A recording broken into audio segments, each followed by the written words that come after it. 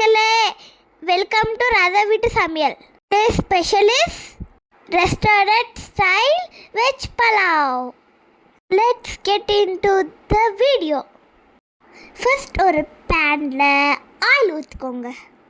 எண்ணெய் சூடானதோ மசாலா ஐட்டம்ஸ் போட்டுக்கோங்க.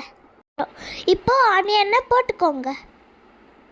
ஆனியனை கோல்டன் கலர் ஆகிற வரைக்கும் நல்லா ஃப்ரை பண்ணிக்கோங்க.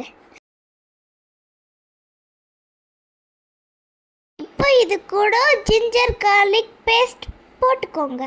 இப்போ இது கூட கொஞ்சம் tomato, green chilli, coriander leaves and mint leaves போட்டுக்கோங்க. அது கூடவே curd and chilli powder, coriander powder போட்டு நல்லா மிக்ஸ் பண்ணிக்கோங்க.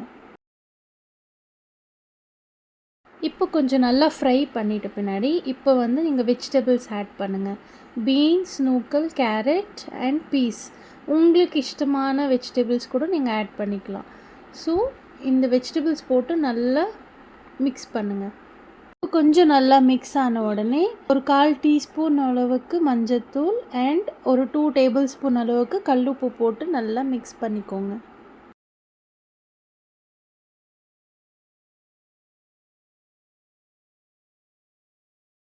ஸோ இப்போ நல்லா ஃப்ரை ஆன உடனே 1 கிளாஸ் அரிசிக்கு 2.5 கிளாஸ் வாட்டர் ஊற்றணும். ஸோ நான் இங்கே 3 glasses ஆஃப் ரைஸ் எடுத்திருக்கேன். ஒரு 1/2 hour to 45 minutes சோக் ஆகிருக்கு ரைஸு.